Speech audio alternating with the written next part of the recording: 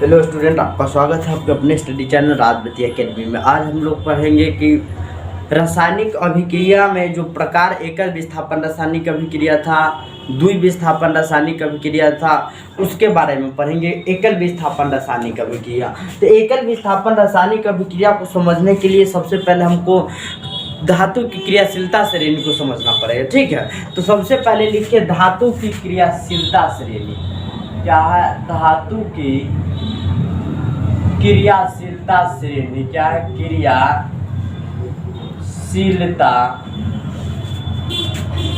धातु के क्रियाशीलता श्रेणी।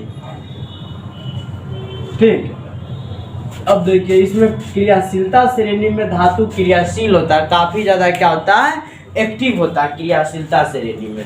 अब देखिए कौन कौन ऐसे धातु है जो क्या काफी ज्यादा क्रियाशील है। ठीक है, धातु की क्रियाशीलता श्रेणी सबसे पहले जानेंगे। अब लिखिए धातु की क्रियाशीलता श्रेणी में, क्रियाशीलता श्रेणी में कोई ऐसा पॉइंट है, 3 गो पॉइंट है, उस पर क्या हो जाता है, पूरा हम लोग क्लियर होता है धातु की क्रियाशीलता श्रेणी क्या है। अब सबसे पहले होता है पोटासियम, फिर बेरियम होता है, फिर कैल्शियम होता है, फिर सोडियम होता है। ठीक है, फिर मैग्नीशियम होता है, एल्युमिनियम होता है, मैग्नीशियम, एल्युमिनियम, उसके बाद आता है जिंक होता है, जिंक के बाद आता है क्रोमियम आ जाता है, फिर आयरन आ जाता है, आयरन के बाद आता है कैडमियम आ जाता है, कोबाल्ट आ जाता है, फिर निकेल आ जाता है और लेड आ जाता है। और क्या आ जाता है? लेड आ जाता है। ठीक है, कोबाल्ट, टीन और लेड आ जाता है, टीन आ जाता है और लेड आ जाता है। फिर उसके बाद कॉपर आ जाता है, फिर उसके बाद Hg आ जाता है, पारा जिसको मरकरी कहते हैं, फिर बीच में एगो सीमा रेखा देते हैं हाइड्रोजन का, फिर कॉपर आ जाता है, Hg आ जाता है, Ag आ जाता है। ठीक है, और उसके बाद Au आ जाता है, कौन आ जाता है? Au आ जाता है, Pt और Au। ठीक है, फिर पहले P2 तब क्या आ जाता है? Au। Au मतलब सोना, सोना गोल्ड। अब देखिए potassium, barium, calcium, sodium, magnesium, aluminium, zinc, chromium, iron, cadmium, cobalt, nickel, tin और लेड। लेड के बाद हाइड्रोजन, इस कॉपर है, Hg है, Hg है तो मरकरी, मरकरी सिल्वर है, प्लेटिनम और Au। अब ये जो हाइड्रोजन है क्या है? सीमा रेखा, मापदंड है। क्या है? सीमा है और रेखा है। सीमा रेखा, दो आदमी है, सीमा रेखा है, फिर बाउंड्री लाइन है। क्या बाउंड्री लाइन? अब पहला करता है क्रियाशीलता श्रेणी में कि हाइड्रोजन के ऊपर क्या कहता है? हाइड्रोजन के ऊपर जितने भी धातु उपस्थित है वे अधिक क्रियाशील और अत्यधिक विद्युत धनात्मक भी है। पहला लिखिए धातु की क्रियाशीलता श्रेणी निम्न प्रकार से नीचे दिए गए, लिख दीजिएगा। धातु की क्रियाशीलता श्रेणी, क्रियाशीलता श्रेणी निम्न प्रकार से नीचे दिए गए हैं, निम्न प्रकार से नीचे दिए गए हैं, नीचे दिए गए हैं। पहला क्या कहता है कि हाइड्रोजन के ऊपर, किसके ऊपर? हाइड्रोजन के ऊपर, हाइड्रोजन के ऊपर। ठीक, जितने भी धातु उपस्थित है वो अत्यधिक विद्युत धनात्मक है और अत्यधिक क्रियाशील है। लिखिए लिखिए हाइड्रोजन के ऊपर जितने भी धातु उपस्थित है, धातु उपस्थित है वे अधिक क्रियाशील, अधिक क्रियाशील, क्रियाशील और अधिक विद्युत धनात्मक है, और अधिक विद्युत धनात्मक है। क्या है? विद्युत धनात्मक, धनात्मक। हाइड्रोजन के ऊपर जितने भी धातु उपस्थित है वो अत्यधिक क्रियाशील भी है और अत्यधिक विद्युत धनात्मक भी है। ठीक,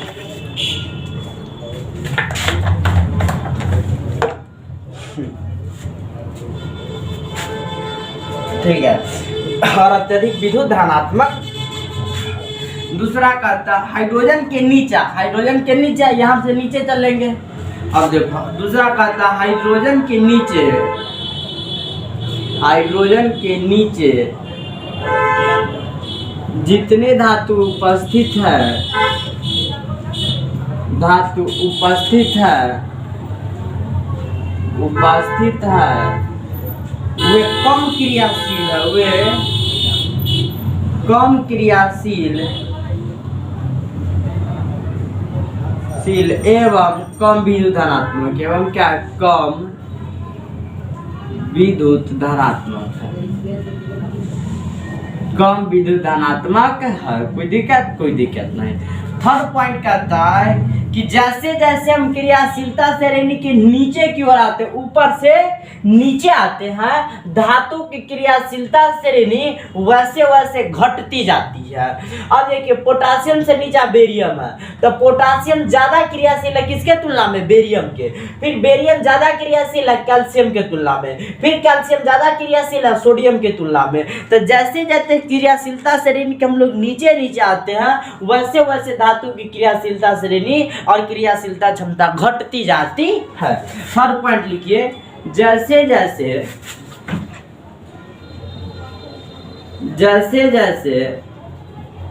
क्रियाशीलता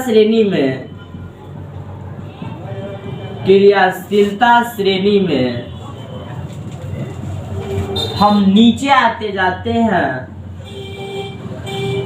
हम नीचे आते हैं, वैसे वैसे धातु की क्रियाशीलता क्षमता,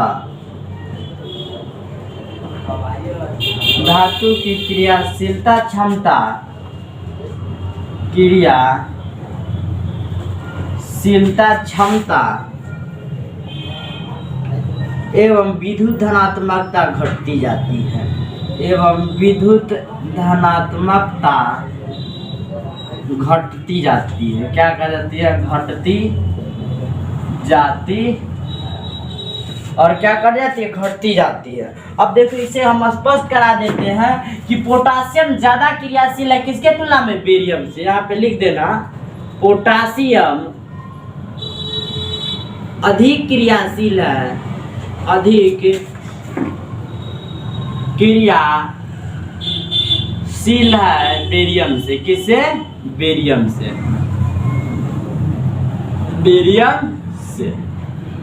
बेरियम से अधिक क्रियाशील है। ठीक है, थर्ड पॉइंट भी समझ में आ गया हम लोग को।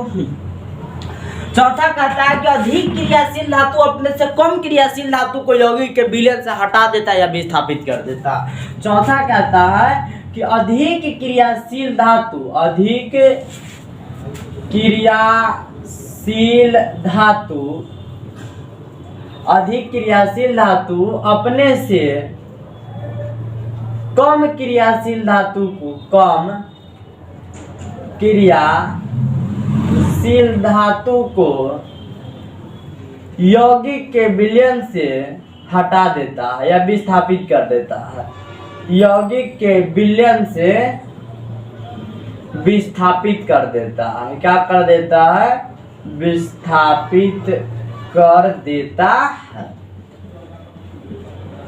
अधिक क्रियाशील, जैसे कि यहाँ पे देखिए ApCuSO4 कॉपर सल्फेट का एक विलयन है, ठीक है। और में आयरन को हम क्या कर रहे हैं? आयरन को डुबा रहे हैं। तो यह जो आयरन है इस कॉपर को हटा देगा। क्या करेगा? हटा देगा, और अपने बन जाएगा फेरस सल्फेट। अपने क्या बना देगा? फेरस सल्फेट Cu निकल गया बाहर। अब देखिए तो यह सर ये कैसे हो गया? क्योंकि चौथा पॉइंट वह कहता है कि अधिक क्रियाशील धातु अपने से कम क्रियाशील धातु को यौगिक के विलयन से विस्थापित कर देता।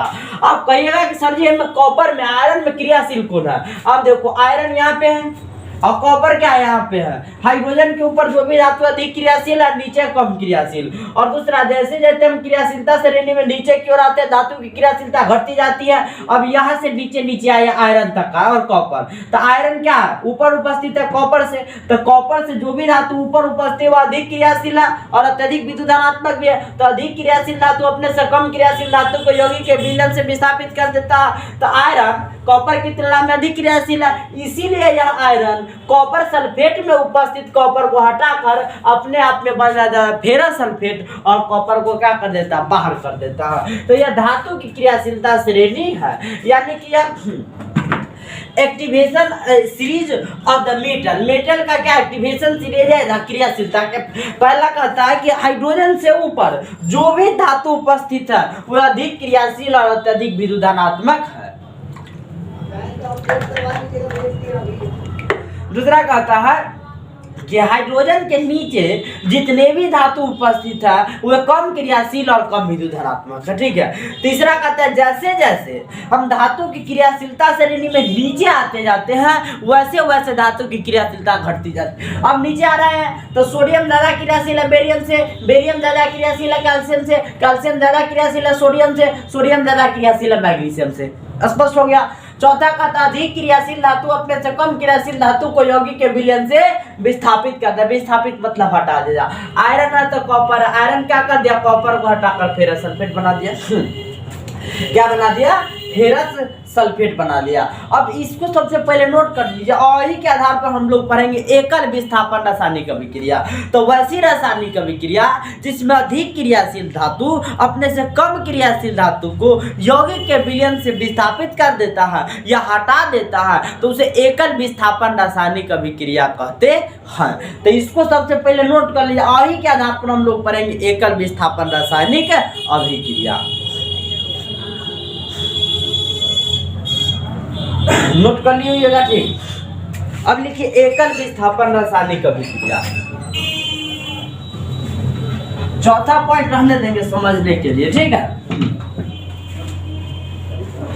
अब लिखिए एकल विस्थापन रासायनिक अभिक्रिया।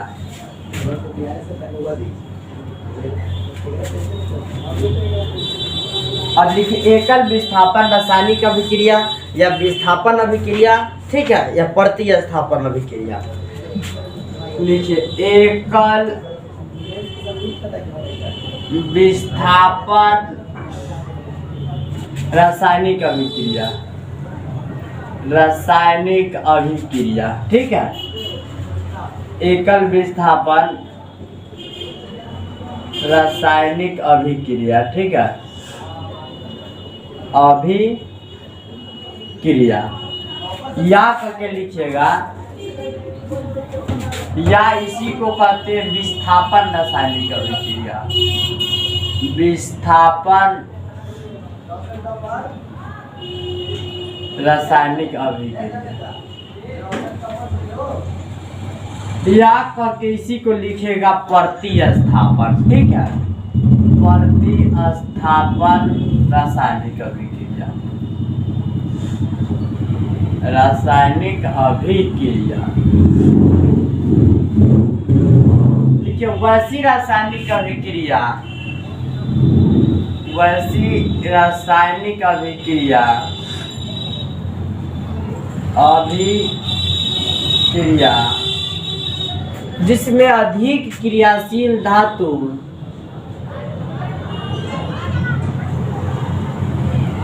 अधिक क्रियाशील धातु क्रियाशील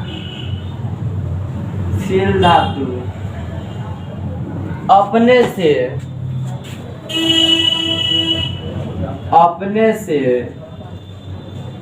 कम क्रियाशील धातु को अपने से कम क्रियाशील धातु को यौगिक के विलयन से हटा देता है तो उसे एकल विस्थापन रासायनिक अभिक्रिया कहते हैं। एकल विस्थापन रासायनिक अभिक्रिया कहते, तो उसे क्या कहते, एकल विस्थापन रासायनिक अभिक्रिया कहते हैं। अभिक्रिया कहते हैं। अधिक क्रियाशील धातु, जैसे कि एग्जाम्पल वही ले रहा है, जैसे कि आयरन है प्लस CuSO4 कॉपर सल्फेट है, तो यह बनाता है क्या, आयरन सल्फेट प्लस कॉपर। क्रियाशीलता श्रेणी के भी चौथा पॉइंट कह रहा है कि अधिक क्रियाशील धातु अपने से कम क्रियाशील धातु को यौगिक के विलयन से विस्थापित कर देता है। और एकल विस्थापन रासायनिक अभिक्रिया भी वही कहता है कि वैसी रासायनिक अभिक्रिया जिसमें अधिक क्रियाशील धातु अपने से कम क्रियाशील धातु को यौगिक के विलयन से हटा देता है तो उसे एकल विस्थापन रासायनिक अभिक्रिया कहते हैं। तो आयरन ज्यादा क्रियाशील है किसके तुलना में, कॉपर के, तो यह आयरन क्या कर दिया, विस्थापित कर दिया कॉपर को। तो लिखे जब आयरन कॉपर सल्फेट के जलीय विलयन में आयरन सल्फेट डाला जाता है, तो सॉरी आयरन डाला जाता है या लोहा डाला जाता है, तो आयरन कॉपर को कॉपर सल्फेट के विलयन से विस्थापित कर आयरन सल्फेट बनाता है। लिखिएगा यहाँ पे कि जब कॉपर सल्फेट की प्रतिक्रिया कॉपर सल्फेट की प्रतिक्रिया आयरन से कराई जाती है, आयरन से कराई जाती है, तब आयरन कॉपर सल्फेट से कॉपर को विस्थापित कर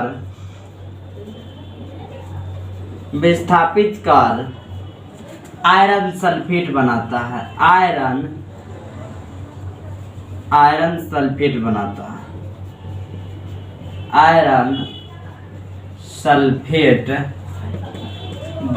है। इससे यह स्पष्ट हो गया कि आयरन ज्यादा क्रियाशील है कॉपर से। लिख दीजिएगा, इससे यह स्पष्ट हुआ कि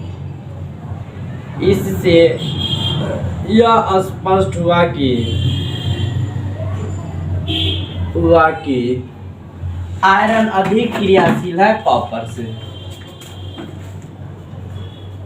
आयरन अधिक क्रियाशील है कॉपर से, अधिक क्रियाशील है कॉपर से,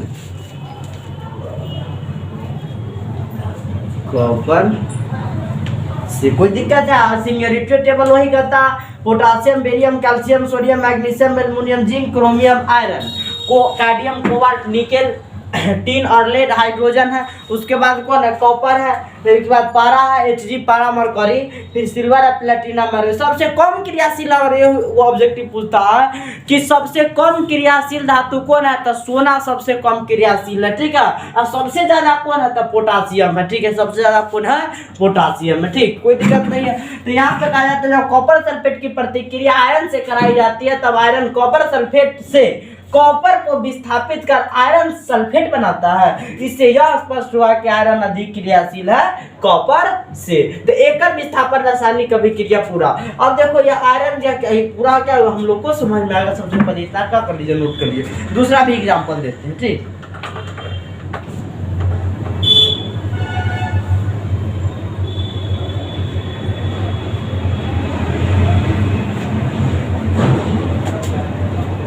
नोट कर ली होगा आप, देखिए दूसरा एग्जाम्पल।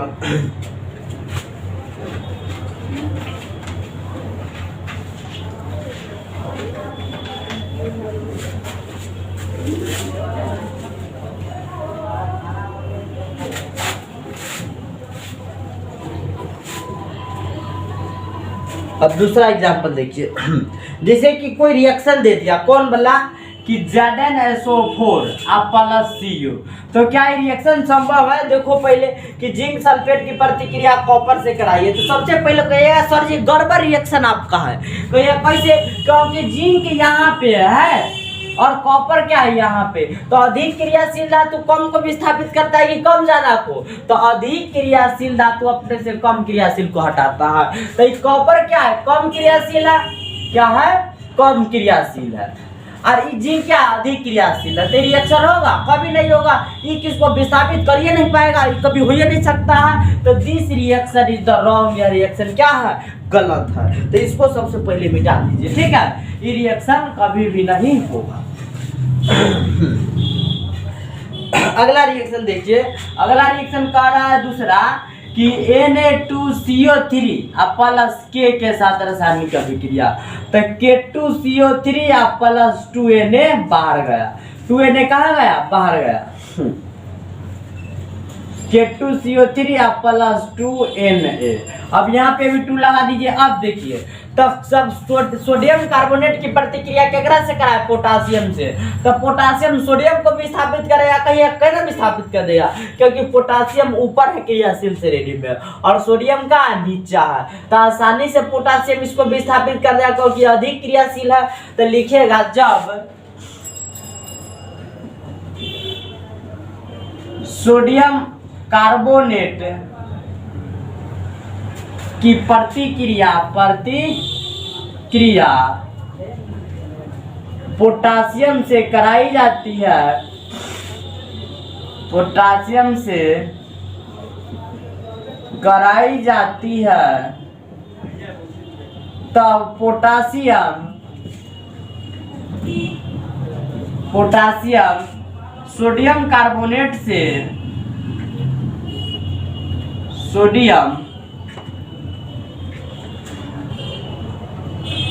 सोडियम कार्बोनेट से सोडियम को विस्थापित कर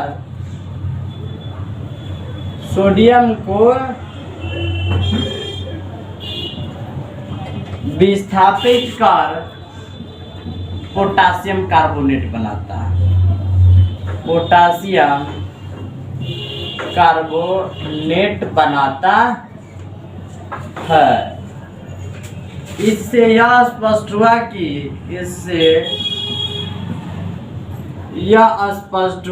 कि पोटासियम अधिक क्रियाशील है सोडियम से, पोटासियम अधिक क्रियाशील है सोडियम से, पोटासियम अधिक क्रियाशील है सोडियम से। किससे?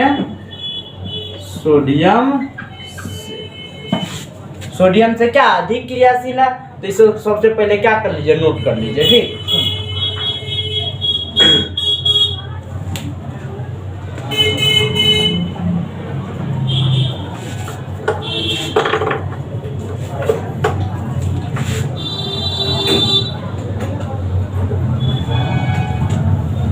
नोट कर लिए। अब लिखिए द्विविस्थापन रासायनिक अभिक्रिया। जा रहे हैं, बंद कर दीजिएगा। ठीक ठीक, चाबी रख देम। हाँ हाँ गिरा देम। अब लिखिए द्विविस्थापन रासायनिक अभिक्रिया, द्विविस्थापन रासायनिक अभिक्रिया, रासायनिक अभिक्रिया या इसी को कहते हैं उभय विस्थापन, या इसी को क्या कहते हैं, उभय विस्थापन। उभय विस्थापन रासायनिक अभिक्रिया। अब देखिए द्विविस्थापन और उभय विस्थापन में दोनों आदमी अपन एक्सचेंज करता है। अब देखिए एक मोटरसाइकिल यू मान लीजिए, ठीक है, एक मोटरसाइकिल यह क्या मोटरसाइकिल है मान लीजिए, आइए वो मोटरसाइकिल यह हो गया, ये मान लो अपाची है, क्या है, अपाची है। आइए मान लेते पल्सर, क्या है, पल्सर है। आहू पर वो धनात्मक आदमी बैठल, आहू पर ऋणात्मक, आहू पर धनात्मक, आहू पर ऋणात्मक। तो जब जाम लगा, ठीक है, मान लेते हैं बीचवा में क्या रहा है कि इधर वही रास्ता से जाएगा और बीचवा में रेलवे लाइन है, सही बात है, सिग्नल तो गिर जाएगा। तब जब ये गिरा तो ई धनात्मक एकरा ऋणात्मक के देखेगा और ई ऋणात्मक एकरा धनात्मक के देखेगा। देखिए चाहे कतनो सुंदर है आ उम्र मान लो तो एकर 75 बरस पार है आ एकर मान लो अभी 20 बरस है, तो ई 20 बरस वाला एकरा 75 बरस वाला के देखेगा आ ई 75 बरस वाला एकरा 20 बरस वाला के देखेगा। तो काम तो गड़बड़ हो रहा है। लेकिन यही होता है उभय विस्थापन में, वैसी रासायनिक अभिक्रिया जिसमें दो यौगिक अपने आयनों का आदान प्रदान करके दो नए यौगिकों का निर्माण करता है, तो उसे उभय विस्थापन रासायनिक अभिक्रिया या द्विविस्थापन रासायनिक अभिक्रिया। उम्र कतना वही से मतलब नहीं है, लेकिन देखेगा जरूर आरा और तिरछा, ठीक है, आरा तिरछा जरूर देखेगा कौन, तो उभय विस्थापन रासायनिक अभिक्रिया में। अब देखो वो गाना भी है कि कुड़ियों का नशा प्यारे नशा सबसे निराला है, जिसे देखो यहाँ वो आज मोहब्बत की बारिश में गीला है, इसके नाम पर लोग करते रास लीला है, हम करो तो साला कैरेक्टर ढीला है। यही इसका कहना है कि सब करता है तो भाई हम कलर न करेंगे। अब ई पॉजिटिव वाला एकरा निगेटिव है, ई पॉजिटिव वाला एकरा निगेटिव को देख रहा, तो वैसी रासायनिक अभिक्रिया जिसमें दो यौगिक अपने आयनों का आदान प्रदान करके दो नए यौगिकों का निर्माण करता है, तो उसे उभय विस्थापन या द्विविस्थापन रासायनिक अभिक्रिया कहते हैं। अब में क्रियाशील से मतलब ना है, एक क्रियाशीलता क्षमता है चाहे ना है, लेकिन देखना जरूर चाहेगा कि ये हमरे सेटिंग्स हो जाना चाहिए, यानी कि क्रियाशीलता से रहने पर कोई डिपेंडेंट नहीं है, लेकिन अपन आयन के एक्सचेंज करता है द्विविस्थापन में, ठीक है। द्विविस्थापन में अपन क्या करता है, आयन एक्सचेंज करता है। देखिए यहाँ पर देखिए वैसी रासायनिक अभिक्रिया जिसमें दो यौगिक, देखिए आंसर वैसी रासायनिक अभिक्रिया, वैसी रासायनिक अभिक्रिया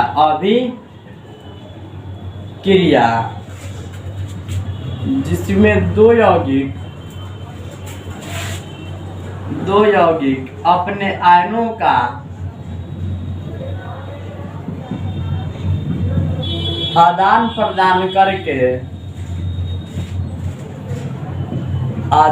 प्रदान करके दो नए यौगिकों का निर्माण करता है,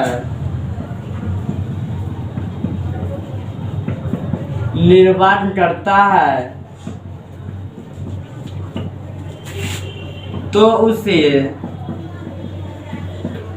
उसे द्विविस्थापन रासायनिक अभिक्रिया कहते हैं। तो उसे द्विविस्थापन रासायनिक अभिक्रिया कहते हैं,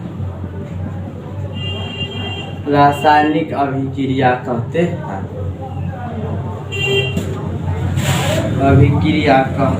तो क्या कहते हैं, द्विविस्थापन रासायनिक अभिक्रिया। जैसे कि एग्जांपल देख लो यहाँ पे AgNO3 है, एक प्लस एक माइनस होगा, अब प्लस NaCl, प्लस क्या है NaCl है, ठीक है, प्लस क्या है एक प्लस है करी माइनस। इंक रख लेते 2 मिनट रुक जाए।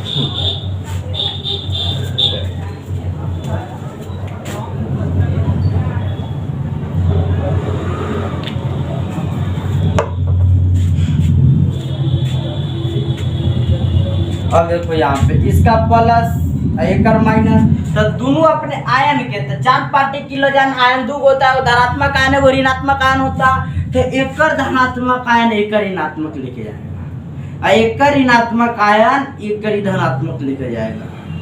समझे बात के, यानी कि दोनों आदमी अपन एक्सचेंज कर रहा है, ठीक है, दोनों आदमी क्या कर रहा है, एक्सचेंज कर रहा है। तो AgCl बनेगा, अब प्लस NaNO3 बन गया, या सिल्वर क्लोराइड या पोटासियम नाइट्रेट बना, क्या बना, पोटासियम नाइट्रेट बना, ठीक है, सिल्वर क्लोराइड और पोटासियम नाइट्रेट बना। कोई दिक्कत है, कोई दिक्कत नहीं है इसमें, तो जानिएगा। अब इसको कहते हैं सिल्वर नाइट्रेट,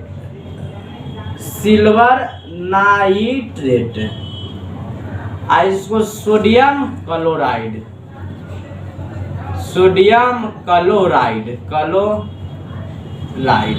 बनाया, क्या सिल्वर क्लोराइड बनाया, क्या रे, तो सिल्वर क्लोराइड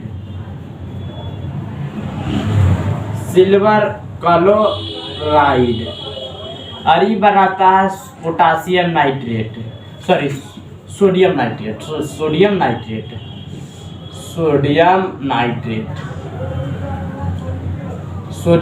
नाइट्रेट बनाता, ठीक है। तो यहाँ पे लिखेंगे इधर सिल्वर नाइट्रेट की प्रतिक्रिया सोडियम क्लोराइड के साथ कराते हैं, तो दोनों यौगिक अपने आयन का आदान प्रदान करके सिल्वर क्लोराइड और सोडियम नाइट्रेट बनाता है। यहाँ पे लिख दीजिएगा, ठीक है। अब उसको तो हम लोग क्या कर सकते हैं, मिटा सकते हैं, इसमें तो क्या कोई दिक्कत नहीं है। अब देखिए इसको हम मिटा देते हैं।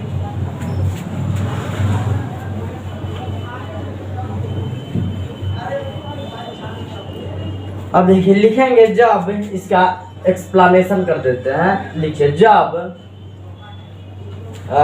सिल्वर नाइट्रेट की प्रतिक्रिया सिल्वर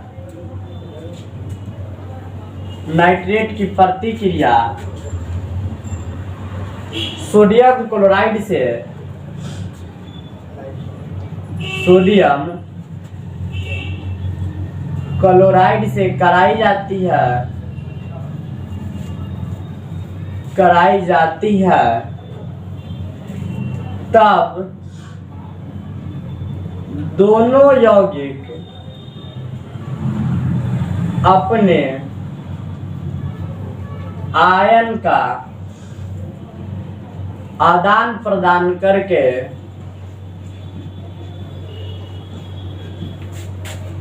सिल्वर क्लोराइड